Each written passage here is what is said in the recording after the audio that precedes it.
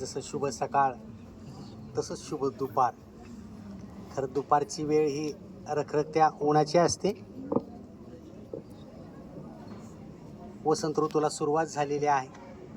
पानगळ संपून झाडाला आता कोवळी पालवी फुटलेली आहे आणि ऋतूनं नव हिरवं चक्र ऋतुचक्र परिधान केलेलं आपल्याला दिसून येत आहे.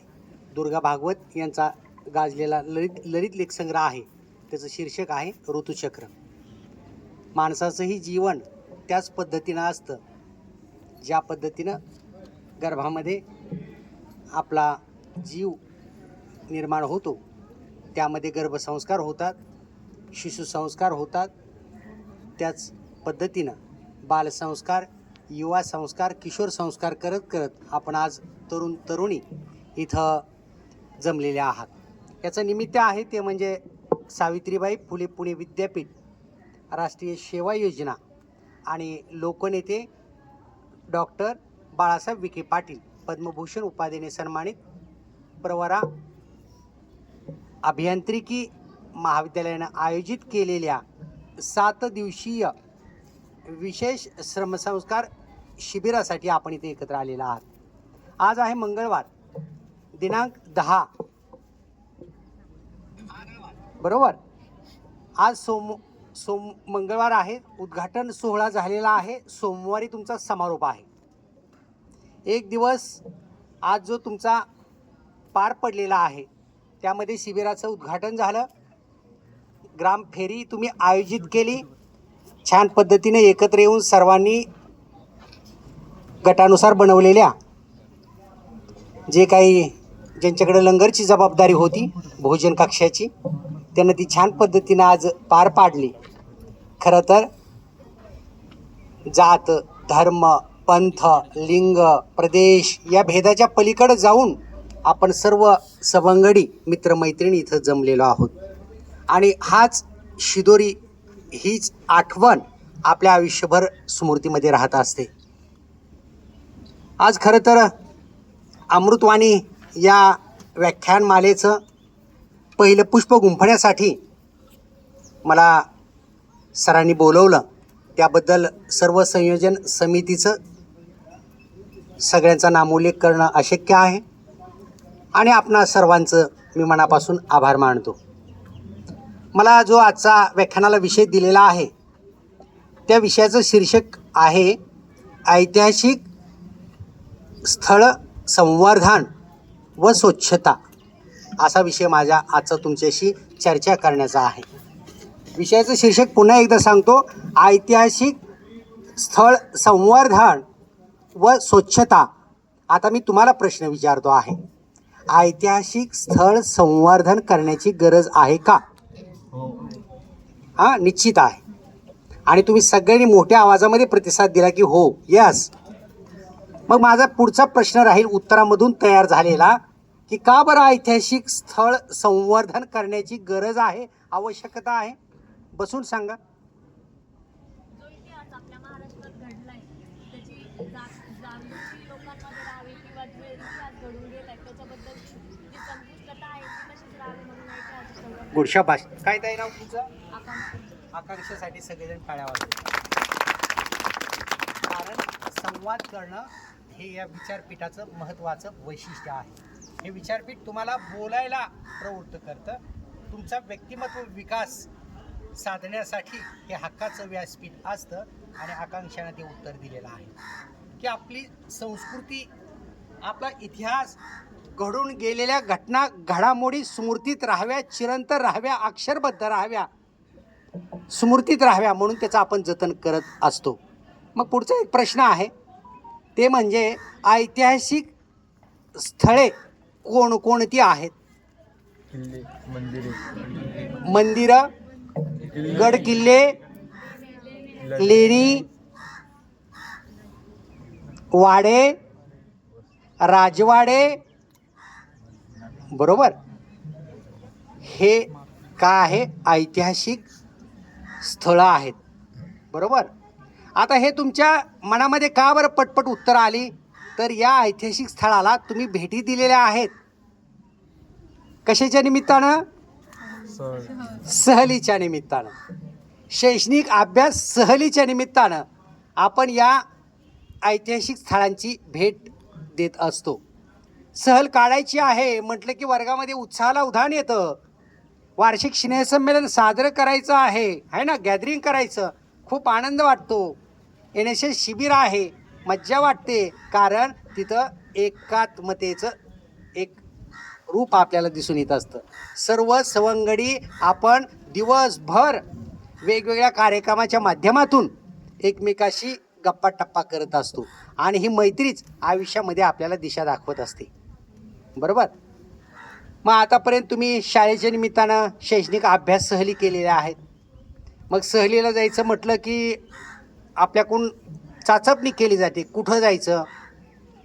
मग व्यक्ती तितक्या प्रकृती, व्यक्ती तितक्या प्रवृत्ती या गुणधर्मानुसार प्रत्येकाची आवड निवड वेगवेगळी असते. कुणाला वाटतं चला आपण काय करूया, किल्ले दर्शन करूया. कुणाला वाटतं चला आपण भक्ती संप्रदायाची किंवा सांप्रदायिक स्थळांना भेटी देऊया. बरोबर. चला आता गोव्यालाच जाऊया म्हणे, जरा 2-3 दिवस मुक्कामीच थांबू, है ना. चला महाबळेश्वरला जाऊ. पण तिथं असणारं पुस्तकाचं गाव भिलार, महाराष्ट्रातलं पहिलं, आपण काही पाहत नाही. म्हणजे एखाद्या अभ्यास सहलीला जाणं म्हणजे फक्त मनोरंजन करणं, बरोबर, एवढा उद्देश नसतो.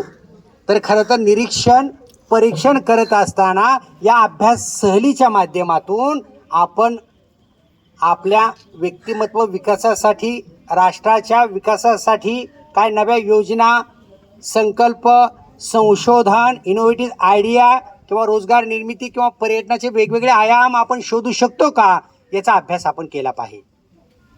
प्रत्येक व्यक्ती वेगवेगळ्या दृष्टीनं पाहत असते. बरोबर. महाराष्ट्रातलं सगळ्यात उंच शिखर कोणतं? कळसूबाई. किती जण गेले कळसूबाई शिखर सर करून आले, चढून आले? हात वरती करा. हा बघा, चौघांचे हात वरती आहे, माझा पण आहे. कळसूबाई शिखर. आयुष्यामध्ये एकदा कळसूबाई शिखर चढून जावं. समुद्र सपाटीपासून किती मीटर उंचीवर आहे? MPSC UPSC प्रश्न असतो ना पोलीस भरतीला. महाराष्ट्रातील सगळ्यात उंच शिखर कोणतं? तर कळसूबाई. कळसूबाई हे शिखर महाराष्ट्रातील कुठल्या जिल्ह्यामध्ये आहे? अहिल्यानगर म्हणावं लागेल. आता नामांतर झालेलं आहे अहिल्यानगर. आता हा मोठा इतिहास आहे. लगेच अहिल्यानगरच का, कशामुळं ठेवलं? मग लगे ऐतिहासिक स्मृती त्या जागृत होतात. मग चौंडी गाव आपल्यासमोर उभा राहतं. अहिल्यादेवी, पुण्यश्लोक अहिल्यादेवी होळकर राजमाता यांनी केलेले जे कार्य आहे ते आपल्या डोळ्यासमोर त्या शिल्पसृष्टीच्या माध्यमातून झरकीन सरकत जातं. अहमदनगर जिल्ह्यातील कोणत्या तालुक्यामध्ये कळसूबाई शिखर आहे? अकोले तालुक्यात. कळसूबाई शिखराच्या टोकावरती, पर्वतावरती कोणत्या देवीचं मंदिर आहे?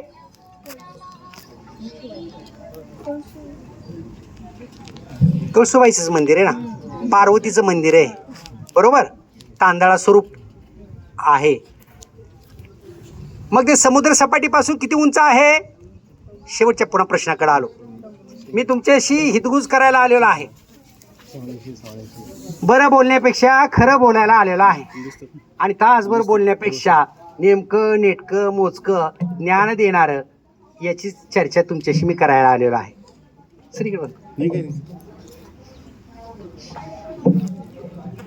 समुद्र सपाटीपासून 1646 मीटर, आकड्यामध्ये बदल नाही, ठरलेला आकडा, 1646 मीटर उंचीवरती कळसूबाई शिखर आहे.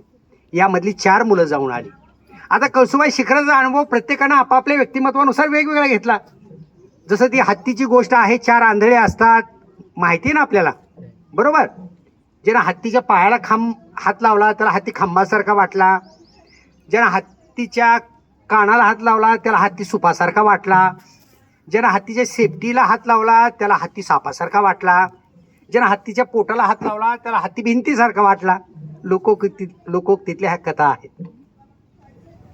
बरोबर. जसा अनुभव तसं आपण घेतलेलं मिळवलेलं ज्ञान असतं. मग कळसूबाई शिखरावर गेल्यानंतर आम्ही काय शिकायचंय? ते ऐतिहासिक स्थळ आहे, त्याचं संवर्धन पुरातत्व खात्यानं केलेलं आहे. अशी पर्वत शिखरं महाराष्ट्रावर अनेक आहेत. नवे नवे महाराष्ट्राला समृद्ध असा सागरी किनारपट्टी लाभलेली आहे. ती किती किलोमीटरची आहे? ठरलेला प्रश्न, आकडा एकच उत्तर. 720 किलोमीटरची समुद्र किनारपट्टी महाराष्ट्राला लाभलेली आहे. समुद्रात असणारा किल्ला कोणता आहे? आणखी सिंधुदुर्ग. गेलते का सिंधुदुर्ग किल्ल्याला भेट दिली? गुड, एक जणांनी, मी पण दिली. शिवाजी विद्यापीठ कोल्हापूरमध्ये शिकत असताना आमची ट्रिप अशीच सावंतवाडी, तारकर्ली त्या मार्गे, गणपतीपुळे मार्गे गेली होती सिंधुदुर्गला. आयुष्यात पहिल्यांदा त्या बोटीमध्ये बसून आतमध्ये प्रवास केला 5 किलोमीटरचा. आणि मग तिथं गेल्यानंतर किल्ले म्हणजे फक्त दगडाच्या भिंती नाहीत, किल्ले म्हणजे दगडाच्या भिंती नाहीत, तर त्या शौर्याच्या कथा आहेत, शूरवीरांच्या गाथा आहेत. तो आमचा इतिहास आहे, पराक्रमाचा इतिहास आहे. म्हणून ज्यावेळी आपण या ठिकाणी जातो त्यावेळेस आपण आपले डोळे सताड उघडे ठेवले पाहिजे. बरोबर? कोणी रील तयार करेल आजची पिढी, कोणी सेल्फी काढील, बरोबर? वेगवेगळ्या पद्धतीने तुम्ही अनुभव घ्याल. तिथं जाताना कोण खडकाचं निरीक्षण करेल, कोण वनस्पतींचं निरीक्षण करेल, वृक्ष, वेली, फुले, तिथली असणारी परिसरातले आदिवासी बांधव, गुराखी, त्यांचा व्यवसाय, शेती, त्यांचा पोशाख, याचं निरीक्षण करेल. कोण डोंगरावरती वर गेल्यानंतर गार हवेचा काय घेईल? अनुभव घेईल. उघड्या डोळ्यानं पाहिल तर समोर तुम्हाला काय दिसेल? नयनरम्य असं भंडारदरा धरण भरलेलं दिसेल. बघा, मग आम्ही का या ऐतिहासिक स्थळांचं संवर्धन करायचं आहे? संस्कृती जपली तर टिकली जाते, बरोबर? परंपरा ह्या जपल्या तर टिकल्या जातात. आणि ह्या परंपरा आजही आधुनिक युगामध्ये मुंबई पुण्यामध्ये राहणारी मुलगी सुद्धा हा संस्कार आईनं दिलेला सांभाळत असते. म्हणून किती मोठ्या घरी गेली, किती मजल्यावरच्या बिल्डिंगमध्ये गेली, किती मोठा प्रवास केला, तरी ती आपल्या घरामध्ये तुळस लावताना दिसते. आईच्या अंगणामध्ये मोठं पटांगण असेल, तिथं तिनं तुळस लावलेली असेल, पण मुंबईतली आमची गृहिणी डाळल्याच्या डब्यात तुळस लावताना दिसेल. वटसावित्री पौर्णिमेला गावाकडे मोठा वडा असतो, पारा असतो, सामुदायिक प्रदक्षिणा घालताना आमची आई दिसायची, बहीण दिसायची, आमची भगिनी दिसायची. मुंबईमध्ये अशी जागा मिळायची नाही, वड मिळायचा नाही. मग चित्रातल्या वडाला ती पूजा करताना दिसते आणि तिथं सौभाग्याचं अलंकार मागणी करताना परमेश्वराला दिसते. म्हणजे आमच्या संस्कृतीचा भक्कम धागा आम्ही अशा घटना प्रसंगानं बांधून ठेवलेला असतो, जतन केलेला असतो. याच्या पाठीमागं लोकगीतं, लोककथा, लोकसंस्कृती, अनेक घडामोडी आपल्याला घडलेल्या दिसून येत असतात. म्हणून आपली जे काही ऐतिहासिक स्थळं आहेत, ही स्थळं जतन करणं काळाची गरज आहे. ही स्थळं आपण संवर्धन करणं काळाची गरज आहे. या स्थळाला कुठलंही नुकसान होऊ नये, या स्थळाला कुठलीही इजा होऊ नये, नासधूस होऊ नये, नष्ट होऊ नये, म्हणून आपण त्याचा सांभाळ करणं गरजेचं आहे. बरोबर? आमच्याच पूर्वजांनी रक्तरंजित क्रांतीच्या माध्यमातून आपला धर्म, आपली भाषा आणि आपली संस्कृती टिकवण्यासाठी, बरोबर, काय केलेले आहेत? प्राण अर्पण केलेले आहेत. मग त्याच गड किल्ल्यावर गेल्यानंतर आम्ही मात्र न राहता पेन घेतो, काहीतरी वस्तू घेतो आणि लगेच तिथं टाकतो. असं चिन्ह काढतो, काहीतरी असं टाकतो, गोट्या मोठ्या. आम्ही काय पाहतच नाही. असंच झालं. विमानानं उड्डाण घेतलं आणि आतून संदेश आला, आता सीट बेल्ट डिले करा. आणि सीट बेल्ट डिले केल्यानंतर सगळ्या व्यवस्थित विमानामध्ये बसले. तेवढ्यात पाठीमागून एकानं मोठ्यानं आवाज दिला, हाय जॅक, हाय जॅक. हे पाहून हवाई सुंदरी गडबडून गेली, हवाई सेवेकरी ही घाबरून गेले, सगळे गडबडून गेले. तेवढ्यात पुढं बसलेला एक जण उभा राहिला आणि मागं बघून म्हणला, हाय पख्या. अशी आमची गत झालेली आहे. असं म्हटलं जातं की नावात काय आहे असे म्हणणारे कवी वर्ड्सवर्थ आपली काव्यपंक्ती लिहिल्यानंतर खाली मात्र नाव लिहितात आणि वरून म्हणतात नावात काय आहे, असं वपू काळे त्यावरती टीका टिप्पणी करतात. नावातच सगळं आहे, पण नाव कुठं लिहावं, नाव सुवर्णाक्षराने कसं कोरावं हे आमच्या भारतरत्न सचिन तेंडुलकर यांच्याकडून शिकावं, हे आमच्या भारतरत्न लता दिदींकडून शिकावं. असंख्य हृदयाच्या लोकांच्या हृदयावर नाव कोरणाऱ्या पद्मश्री डॉक्टर विठ्ठलराव विखे पाटील यांच्याकडून ते शिकून घ्यावं. हिंदवी स्वराज्याचे संस्थापक छत्रपती शिवाजी महाराजांच्या कार्यकर्तृत्वातून शिकावं. नाहीतर असा उगाच छोटा मोठा पराक्रम करून असं काहीतरी चिन्ह काढायचं, तुझं माझं ह्याव त्याव असं करून जमणार नाही. हा महिना धोक्याचा आहे, मुलीनं सावध राहा. मकर संक्रांत झाली, तिळगुळाचा हळदी कुंकाचा कार्यक्रम झाला, 26 जानेवारी बी संपून गेली. आता दिवस कमी उरले आहेत, कमी नव्हे तो सप्ताह सुरू झालेला आहे. चॉकलेट डेच्या माध्यमातून अगदी शेवटच्या छत्रीच्या डे पर्यंतचा पण हा प्रवास होईल. पण ज्या आईवडिलांनी तुम्हाला घडवलं आहे, ज्या आईवडिलांनी तुम्हाला शिक्षणाला पाठवलेलं आहे, इतक्या आपण हलक्या आहोत का, इतक्या आपण साध्या आहोत का? विद्यार्थी मैत्रिणींनो, लक्षात घ्या, तुमच्यासारखे भाग्यवान तुम्ही आहात. या काळामध्ये गुणवत्तेनं सरस मुली आहेत आणि सगळ्या क्षेत्रामध्ये अव्वल यश मुली संपादित करत आहेत. जुना काळ होता मुलाच्या नावानं नवस केला जायचा, मुलगा होऊ दे, पण तेही होऊन काय सांभाळत नाही हे लक्षात आलं आणि वृद्धाश्रमाची संख्या वाढायला लागली. म्हणून आता मुलगी होऊ दे म्हणून नवस केला जातो आहे. काळ बदलतो आहे, काळाची मूल्य बदलत आहेत, संकल्पना बदलत आहेत. म्हणजे आम्ही ट्रिपला गेल्यानंतर गड किल्ल्यावरती नाव लिहून ती संस्कृती नासधूस करायची नाही. खरं तर आपण असे रील बनवले पाहिजे की एखाद्यानं काहीतरी विकृत घटना प्रसंग लिहिलेला आहे, तो आपण जाऊन काय करावा, स्वच्छ करावा, धुवून काढावा, बरोबर, नवे शर्ट काढून तो पुसून घ्यावा आणि तो फायर करावा. तिथं टाकलेल्या ज्या काही कचरा असेल, घाण असेल, वस्तू असतील त्या आपण संकलित कराव्या. म्हणजे वेगवेगळ्या घटना प्रसंगाच्या माध्यमातून आपण वाचत असतो, अनेक पर्यटक येत असतात, आपली हौस मौज मजा करून जात असतात. तिथंच खाल्लेले कागद, उष्टे अन्न, दारूच्या बॉटल, पाण्याच्या बॉटल तसेच फेकून जात असतात, बरोबर. म्हणजे हा जो वास्तू आणि वस्तू याचं संरक्षण आणि संवर्धन करण्याची ही सामूहिक जबाबदारी आहे. नागरिक म्हणून हे आपलं प्रथम कर्तव्य असलेलं दिसून येत आहे. बघा, आपण महाराष्ट्रामध्ये राहतो आहोत. महाराष्ट्रामध्ये देवीची 3.5 शक्तिपीठं आहेत. भारतामध्ये एकूण 151 शक्तिपीठं आहेत. भारत आंतरराष्ट्रीय पातळीवरती 151 शक्तिपीठं आहेत. त्यातली 3.5 ही काय आहेत, महाराष्ट्रामध्ये आहेत. पहिलं शक्तिपीठ आहे म्हणजे कोल्हापूरची श्री करवीर निवासिनी अंबाबाई, हे पहिलं शक्तिपीठ आहे. त्यात दुसरं शक्तिपीठ माहूरची रेणुका, तुळजापूरची तुळजाई आणि ज्याचा अर्धशक्तिपीठ म्हणून उल्लेख केला जातो. खरं तर असं अर्धशक्तिपीठ नसतंच. या तिन्ही देवी किंवा सर्व माता देवी ह्या पार्वतीची रूपं आहेत.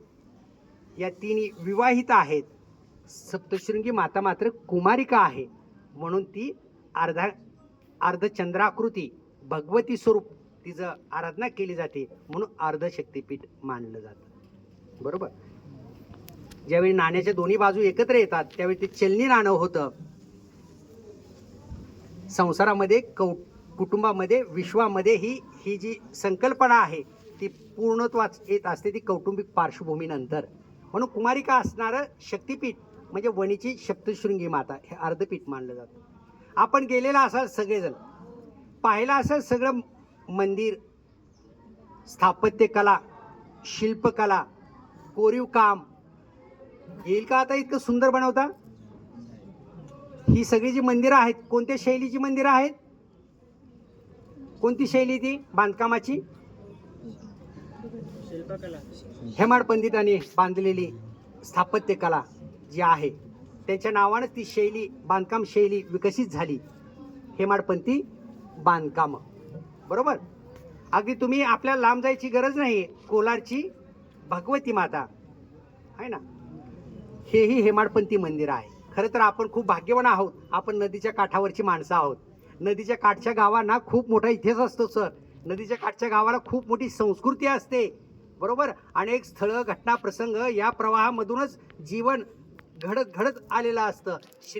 प्रभू श्रीरामांनी केलेला प्रवास, अकोले मार्गे सीतेच्या शोधार्थ त्यांनी ज्यावेळेस प्रवास केला त्यावेळी एक रात्री मुक्काम आहे कोलारच्या प्रवरात्री ते थांबले होते. थांबल्यानंतर शिव आराधना करत असताना त्यांनी शिवलिंग तयार केलं. ते शिवलिंग म्हणजेच आजचं कोल्हाळेश्वर, आणि ते कोल्हाळेश्वरूनच गावाचं नाव पडलं कोलार. म्हणजे ग्राम नामाच्या उत्पत्ती कथा, बरोबर, या अशा वेगवेगळ्या घटना प्रसंगाने घडलेल्या असतात. अमृत मंथनाच्या वेळी राहू नावाच्या राक्षसाचं जिथं शिर पडलं ते म्हणजे राहुरी. मग राहू केतूचं मंदिर बसस्टँडच्या पाठीमागं आहे बघा, है ना. कधी विधी बाधा झाली, काय अडचण आली की आपल्याला सांगितलेलं असतं शांती करून या, दर्शन घेऊन या. त्यावेळी आपण शोधत जातो आणि या घटना प्रसंग पाहतो. नव्हे आपण ज्यावेळेस सामाजिक, सांस्कृतिक, धार्मिक, ऐतिहासिक अंगानं विचार करत राहतो त्यावेळी आपल्याला शिर्डी येथे आंतरराष्ट्रीय स्तरावरचं तीर्थक्षेत्र दिसतं. ते म्हणजे कोणतं? श्री साईबाबा, बरोबर. दत्तात्रेयाचे अवतार असणारे अक्कलकोटचे श्री स्वामी समर्थ महाराज, श्री साईबाबा आणि बुलढाणा जिल्ह्यातील शेगावचे संत गजानन महाराजांचा आताच प्रगट दिन झाला, बरोबर. दासगणूंनी लिहिलेल्या श्री गजानन विजय ग्रंथामध्ये या सगळ्यांचे संदर्भ आलेले आहेत. हे सगळे दत्तरूपी माणसं होती, देव माणसं होती. साईबाबांनी इसवी सन 1918 साली काय झालं, देहावसन तिथं झालेलं आपल्याला दिसून येत आहे. म्हणजे हा ठेवा आपण जतन केलेला आहे. बाबांच्या दर्शनाला गेलं म्हणजे फक्त देवभळ व्हायचं नसतं, तर बाबानं केलेलं कार्य, समाज उद्धाराचं कार्य, दुःखमुक्त करण्याचं केलेलं कार्य, हे आपण खऱ्या अर्थानं आज चित्रपटाच्या माध्यमातून, वेगवेगळ्या ध्वनी चित्रफितीच्या माध्यमातून पाहत असतो. तिथं गेल्यानंतर तिथं उजव्या बाजूला म्युझियम आहे बघा, आहे का नाही? किती जण गेले त्या म्युझियममध्ये? हां, म्युझियम आहे. त्या म्युझियममध्ये किंवा द्वारकाईमध्ये बाबांच्या वापरातील दैनंदिन वस्तू आहेत. आणखी आज तिथं गेलं ज्यावेळेस आपण एकरूप होतो त्यावेळी तो अनुभव, ते चैतन्य जागं होतं. या अणुरेणूमध्ये, या प्रवरामाईच्या या भूमीमध्ये ही महापुरुष, हे महामानव अस्तित्वात होते आणि त्यांच्या स्मृती आज आपल्याला मोठ्या स्वरूपामध्ये जतन झालेल्या दिसून येतात. आपण जर नेवासे नगरीला गेलात तर नेवास्याला कोणती घटना घडली, काय आहे बरं नेवास्याला? संत ज्ञानेश्वर आणि त्यांची भावंड 2.5 वर्षे नेवासेला काय होती, राहिलेली होते, बरोबर. दंडकारण्य असणारा, दाट झाडीयुक्त प्रदेश असणारा नेवासे, यादव काळातील अनेक स्मृती आणि घटना प्रसंग, आजही मोहिनी राजांचं असणारं मंदिर आणि जगामध्ये असणारं सर्व धर्म समभावाचं तत्व सांगणारं असं आंतरराष्ट्रीय स्तरावरचं मंदिर आहे. त्या मंदिराचं नाव काय आहे? पैसखांब. पैसखांब. ज्या पैसखांबाला टेकून, म्हणजे त्या शिळेला टेकून ज्ञानेश्वरांनी ज्ञानेश्वरी कथन केली, ती स्मृती. त्या शिळेवरती, पैसखांबावरती शिलालेख कोरलेला आहे. त्या शिलालेखावरती वाक्य आहेत, शके 1272 तै टीका केली ज्ञानेश्वरी. शके 1272 तै टीका केली ज्ञानेश्वरी. सच्चिदानंद बाबा आदरू लेखकू झाला. सच्चिदानंद बाबा आदरू लेखकू झाला. म्हणजे ज्ञानेश्वरीचे लेखक कोण आहेत? सच्चिदानंद बाबा. कथन कोणी केली? ज्ञानेश्वरांनी. कालखंड लिहिलाय शके 1272, बरोबर. म्हणजे घटना प्रसंग तिथं कोरलेले आहेत. आजही गेल्यानंतर पैसखांबाला ज्यावेळेस कडकडून मिठी घालतो त्यावेळेस माऊलींना मिठी घालतो आहोत, त्यांच्याशी एकरूप होतो आहोत आणि अद्वैताचा भाव वारकरी संप्रदायाच्या आपल्या मनामध्ये जागृत होतो आहे. निवृत्तीनाथ, ज्ञानदेव, सोपान आणि मुक्ताबाई यांच्या असणाऱ्या स्मृती तिथं आपल्याला जागृत झालेल्या दिसून येतात. त्यानंतर इकडे तुम्ही आलात की गोदावरी नदीच्या काठावर प्राचीन नद्या आहेत. नगर जिल्ह्यातल्या जर आपण पाहायला गेलो तर अनेक नद्या आपल्याला दिसून येतात की ज्या संस्कृतीच्या वाहक आहेत. या नद्यामुळेच आपण जिवंत आहोत आणि आपल्या परिसरामध्ये चैतन्य पसरलेलं दिसून येत आहे. या गोदावरी नदीच्या काठावरती पुणतांब्याला कुणाचं मंदिर आहे? चांगदेव महाराजांचं मंदिर आहे. चांगदेव महाराज तर शिव आराधना करणारे, शिव प्रसन्न असणारे तपस्वी, महान तपस्वी चांगदेव महाराज होते. तुम्हाला तो सगळा इतिहास माहिती असेल. हां, चांगदेव हे अध्यात्मातले वयाने ज्येष्ठ असणारे ख्यातीप्राप्त योगीराज होते. त्या काळचे मृत आत्मे जिवंत करण्याचं नेत्र कटाक्षानं इतकं सामर्थ्य त्यांच्याकडे होतं. आणि त्या चांगदेव महाराजांना आपल्या विद्येचा गर्व झाला. त्या काळामध्ये संत ज्ञानेश्वरांनी चालवलेली भिंत आणि वाघावरती हातामध्ये साप घेऊन येणारे चांगदेव महाराज यांच्या ज्यावेळी भेटीचा प्रसंग येतो आणि चांगदेव महाराजांनी लिहिलेलं 65 ओळीचं पत्र की चांगा कोरा तो कोराच राहिला अशी मुक्ताबाई म्हणते. हा इतिहास सगळा आपल्या डोळ्यासमोर उभा राहतो. सर, मला सांगायला आनंद वाटतो की खरं तर महानुभावांची पंढरी, नवे महानुभावांची अनेक स्मृतीस्थळं या अहमदनगर जिल्ह्यामध्ये आहेत. महानुभाव संप्रदायाचे संस्थापक प्रणेते म्हणजे चक्रधर स्वामीच्या अनेक लीळा, चरण स्पर्शाच्या लीळा ह्या महाराष्ट्रामध्ये सगळ्यात जास्त ह्या नगर जिल्ह्यामध्ये आहेत. बरोबर, हे तीर्थक्षेत्र आपल्याला दिसतं आहे. किंवा देवगडला गेलं तर दत्तपीठ दिसतं आहे. पाथर्डीकडे गेलं तर मोठा देवी नव्हे उपपीठ आहे ना, उपशक्तीपीठ नव्हे तर नाथांची पंढरी आपल्याला दिसते आहे. या आदेशाच्या माध्यमातून जगण्याचाच आदेश आपल्याला नाथ महाराज करत असतात. नव्हे तर नगर जिल्हा म्हटलं, खरं तर आता अहिल्यानगर जिल्हा म्हटलं की आपल्याला उभा राहतो तो म्हणजे भुईकोट किल्ला. आणि त्या भुईकोट किल्ल्यामध्ये असणाऱ्या अनेक स्मृती, बरोबर, बीबी का मकबरा, किंवा त्या भुईकोट किल्ल्यामध्ये भारताचे पंतप्रधान पंडित नेहरू यांना झालेली शिक्षा आणि तिथंच लिहिलेला ग्रंथ, त्या ग्रंथाचं शीर्षक काय? Discovery of India. या ग्रंथाची रचना पंडित नेहरू यांनी त्या किल्ल्यामध्ये केली. अशा अनेक स्मृती, घटना, प्रसंग अशा ऐतिहासिक स्थळाच्या माध्यमामध्ये गुंतलेले असतात. त्याचं संरक्षण करणं ही फक्त सरकारची जबाबदारी नाही, तर आपली ही नागरिक म्हणून तेवढीच मोलाची जबाबदारी आहे. याची उपाययोजना करत असताना आपण या ऐतिहासिक स्थळाचं नुकसान करू नये, त्याच्यावरती असं काही कोरायचा प्रयत्न करू नये, लिहू नये. बरोबर, खरं तर तेवढा अभ्यास करावा. बरोबर, तेवढा अभ्यास करावा. परीक्षेचा हंगाम आहे. आज 12वीचा पेपर झाला आहे. तुम्ही काही दिवसानं परीक्षा देणार आहात. बरोबर, मग परीक्षा ही अभ्यास करून दिली जाते. जर प्रचंड अभ्यास केला, परीक्षा दिली तर पहिले 2 अक्षर मिळतात. छान अभ्यास केला, परीक्षा दिली की पहिले 2 अक्षर मिळतात. नाही अभ्यास केला, असं तसंच धरलं की शेवटची 2 अक्षरे मिळतात. नाही अभ्यास केला की रिक्षा. मग परीक्षा देताना अभ्यास करून द्यायची का कशी, हे तुम्ही ठरवायचं आहे. कारण येणारा काळ हा गुणवत्तेचा आहे, स्पर्धेचा आहे. म्हणून आपलं सुवर्णाक्षर नाव कोरत असताना कला क्षेत्र असो, क्रीडा क्षेत्र असो किंवा कौशल्य दृष्टीत कुठलंही क्षेत्र असो, त्यामध्ये आपण गुणवत्ता संपन्न होऊन आपलं नाव कमवलं पाहिजे. आपलं नाव सुवर्णाक्षरानं आपण नोंदवण्याचा प्रयत्न केला पाहिजे. अशा अनेक स्मृती आपल्याला लीळा चरित्रामध्ये संवर्धित झालेल्या दिसून येतात. किंवा मराठवाड्यातील पद्मश्री मिळालेले लेखक आहेत डॉक्टर यू म पठाण यांचे गाजलेलं पुस्तक आहे मराठवाड्यातील शिलालेख. त्या शिलालेखाचे ज्यावेळेस आपण चित्र पाहतो त्यावेळेस त्यातल्या लिपी ह्या आपल्याला वाचता येत नाहीत. प्राकृत, संस्कृत प्रचूर असणारी ही भाषा अनाकलनीय आपल्याला होते. विशेष तज्ज्ञाकडे जाऊन ते आपल्याला शिलालेख, ताम्रपट, पोथ्या, ज्या हस्तलिखित पोथ्या आहेत त्या समजून घ्याव्या लागतात. कारण हा आपला अक्षर वैभव साठा असतो. म्हणून अशी ऐतिहासिक स्थळं हे महाराष्ट्र शासनाचा पुरातत्व विभाग संवर्धन करण्याचा प्रयत्न करत असतं. परंतु ही एक सरकारची जबाबदारी म्हणून जमेल का?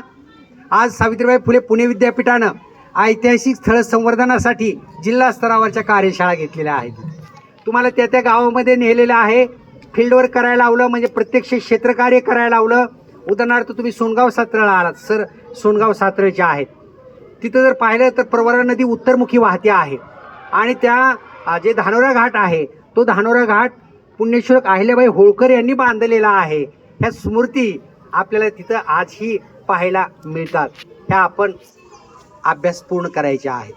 म्हणजे एकंदरीत त्र्यंबकेश्वरला जायचं आणि कुशावर्त तीर्थ म्हणजे तीर्थराज म्हणून कुशावर्त तीर्थ इथं फक्त स्नान करून यायचं नाही, तर तिथल्या असणाऱ्या ज्या मौलिक घटना प्रसंग आहे, त्याच्या मागची जे काय आख्यायिका आहेत, त्या मागचा जो इतिहास आहे, घटना घडलेल्या आहे, त्याचाही आपण अभ्यास करणं गरजेचं आहे.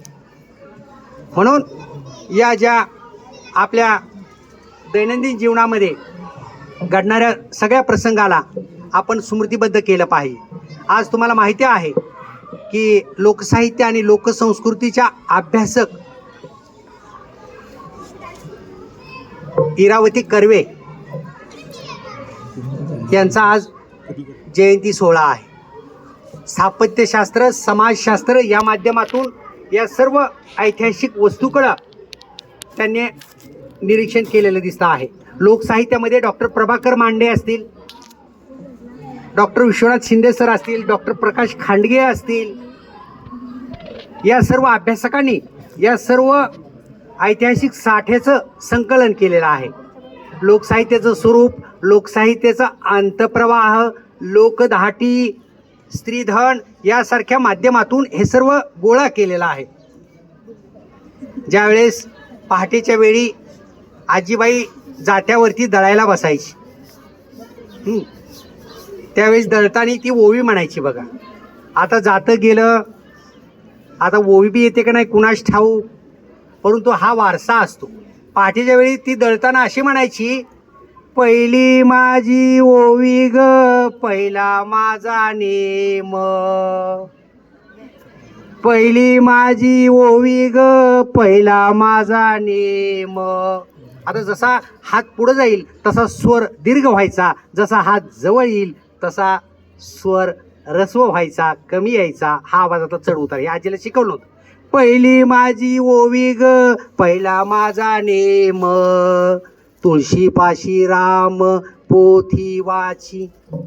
हा संस्कार होता, ही संस्कृती होती. म्हणजे राष्ट्र निर्माण करणं, देश निर्माण करणं, सुसंस्कार करणं हे आपल्या या घटना घडामोडीतूनच या गोष्टी घडत असतात.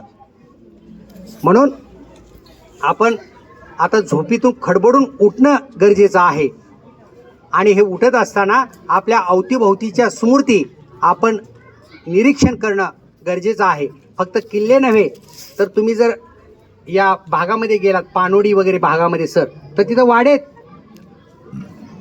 सरदारकीतले खूप जुने वाडेत. अहो आपण सगळ्या गावाचा जगाचा अभ्यास करतो, कधी आपण आपल्या गावाचा अभ्यास केला का?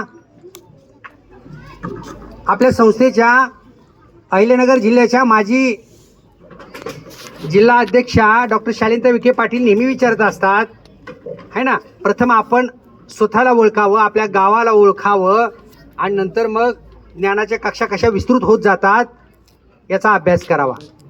मग आपण आपल्या गावाला, है ना, उदाहरणार्थ लोणी गाव आहे, लोणी गावाला लोणी गावच का नामकरण झालं? लोणी गावाची 5 वैशिष्ट्ये सांगा. लोणी गावातील काही ऐतिहासिक घटना आपणाला सांगता येतील का? म्हणजे MPSC UPSC परीक्षेच्या माध्यमातून या प्रश्नाकडे न पाहता आपण एक अभ्यासक म्हणून, आपण एक संशोधक म्हणून, आपण एक जिज्ञासू आणि ज्ञान घेणारे विद्यार्थी म्हणून आपण या घटना घडामोडीकडे पाहिलं पाहिजे. म्हणून विद्यार्थी मित्र हो, जाता जाता मी तुमच्याकडून ऐतिहासिक स्थळ संवर्धन करणारी प्रतिज्ञा म्हणून घेणार आहे. आपण सर्वांनी उभा राहावं आणि उभा राहून सर्वांनी हात पुढे करावे.